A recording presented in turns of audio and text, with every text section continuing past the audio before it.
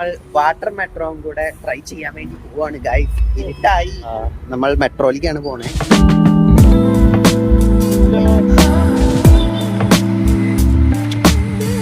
നമ്മുടെ വാട്ടർ മെട്രോയുടെ സംഭവം വൈറ്റില ഹബിന്റെ തൊട്ടിപ്പുറത്ത്, മെട്രോ സ്റ്റേഷന്റെ തൊട്ടിപ്പുറത്ത് മെട്രോയുടെ വൈറ്റില മെട്രോ സ്റ്റേഷനിലോട്ട് വാട്ടർ മെട്രോ സ്റ്റേഷനിലോട്ട് പോയി. അതെ, ആകെ ഞാൻ പറഞ്ഞാണ്. വൈറ്റില. ഓക്കെ അത് വൈറ്റില പറഞ്ഞില്ല, ബട്ട് ഇതിന്റെ അടുത്തുള്ള സംഭവങ്ങളൊക്കെ പറഞ്ഞിട്ടുണ്ട്. ആളുകൾ അവിടെ വെയിറ്റ് ചെയ്യുന്ന തോന്നുന്നു.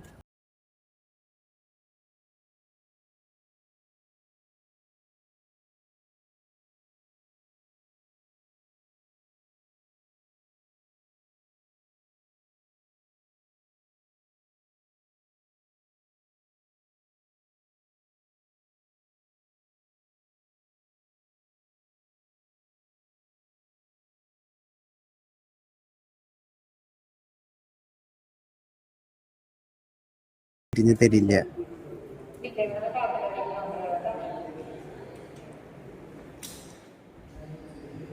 പെട്ട് മര്യാദ മറ്റേ കാർഡ് എടുത്താൽ മതിയായിരുന്നു.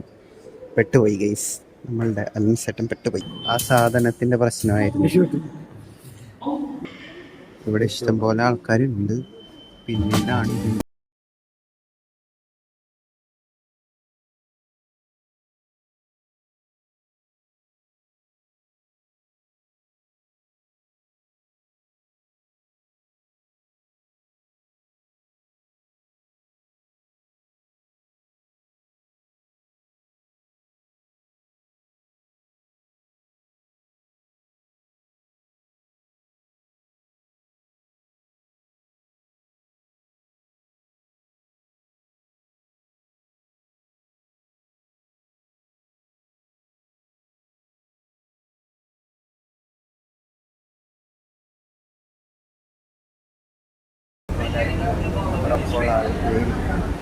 സംഭവം ഇപ്പോ മെട്രോ പോയിക്കൊണ്ടിരിക്കുന്നുണ്ടെന്നാണ് തോന്നുന്നത്. ഇപ്പൊ പോകുന്നത് ഒരുപാട് വലിയ കാര്യമായിട്ടൊന്നും കാണണമെന്നില്ല. എന്നാലും എന്തൊക്കെയോ കാണുന്നു. മെട്രോ സ്പീഡായി തുടങ്ങി. രാത്രി ആയതുകൊണ്ട് പുറത്ത് വെളിച്ചമുണ്ടെങ്കിൽ അറിയാം, അല്ലെങ്കിൽ അപ്പുറത്തിരിക്കുന്നവരെ കാണും. എങ്ങനെയുണ്ടായി മെട്രോ എക്സ്പീരിയൻസ്? അലൻ ചേട്ടാ പറയും. കാക്കിനാട് പോയിക്കൊണ്ടിരിക്കുകയാണ്. ഇവിടെ എത്തി. സത്യം പറഞ്ഞു കഴിഞ്ഞാൽ നമ്മൾ സാധാരണ വെള്ളത്തിൽ പോകുമ്പോൾ ചെറിയ ചാട്ടും ചെറുതും പരിപാടി ഒരുമാതിരി പക്ക പ്രവർത്തിക്കാം. കരിയുള്ള മെട്രോയിൽ പോകുമ്പോൾ തന്നെ ബീച്ച്. എങ്ങനെയുണ്ട് എക്സ്പീരിയൻസ്? ശബ്ദം ഇഷ്ടായോ ഇല്ലേ? സംഭവം കൊള്ളാമോ? അത് ചേട്ടൻ പറഞ്ഞ എക്സ്പീരിയൻസ് സംഭവം തന്നെയാണ് എനിക്കും. പിന്നെ രാത്രി ആയതുകൊണ്ട് നമുക്ക് പുറത്തുള്ള സംഭവം കാണാൻ പറ്റില്ല. പക്ഷേ ആക്ച്വലി അടിപൊളിയായിരുന്നു. ഇവിടെ ഫുൾഫില്ലുള്ളതുകൊണ്ട് പുറത്തെ കാഴ്ച നല്ല വെളിച്ചത്തിൽ കാണുകയും ചെയ്യാം. മാത്രമല്ല നമുക്ക് ചൂടും ഉണ്ടാവും. ഫുൾ AC ആണ്. ടിക്കറ്റിന് എത്രയാണ്? 27 അത്രയാണേ ഉള്ളൂ. ഇതാണ് ടിക്കറ്റ്. നമ്മൾ കാക്കനാട് ഏരിയക്കാണ്. നമ്മൾ കാക്കനാട് വാട്ടർ മെട്രോ എത്തിക്കുന്നതാണ്. ഇപ്പൊ ക്ലാരിറ്റിയോടെ നമുക്ക് കാണാം എടുത്തിരുന്നുള്ളത്. ഈ ഗ്ലാസ് ടിന്റ് ഉള്ളതുകൊണ്ടാണ് നമുക്ക് കാണാൻ പറ്റില്ല. അപ്പൊ പകല് ദിവസം വരണം. നല്ല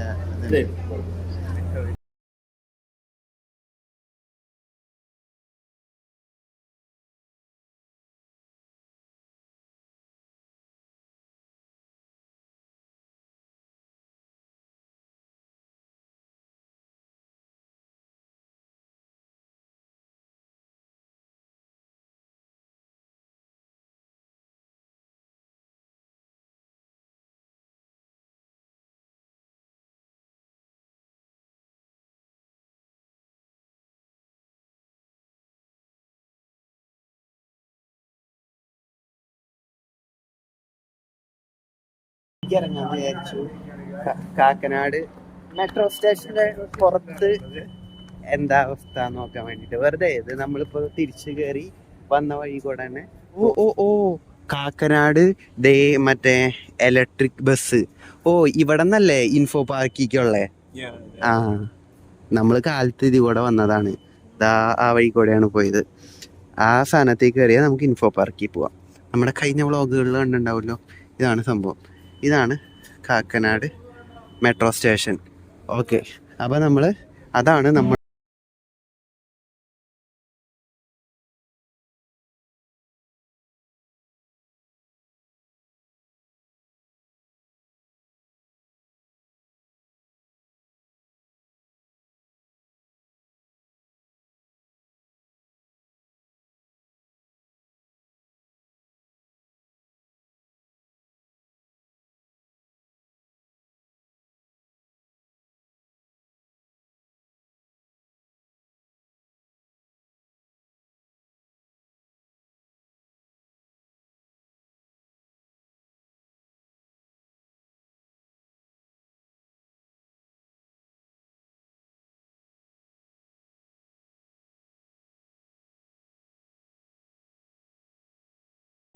അതിന്റെ ഒരു നെഗറ്റീവ് പറയുകയാണെങ്കിൽ ഇപ്പോ പല ഫോണുകളിലും 120 വാട്ട്സ് അങ്ങനത്തെ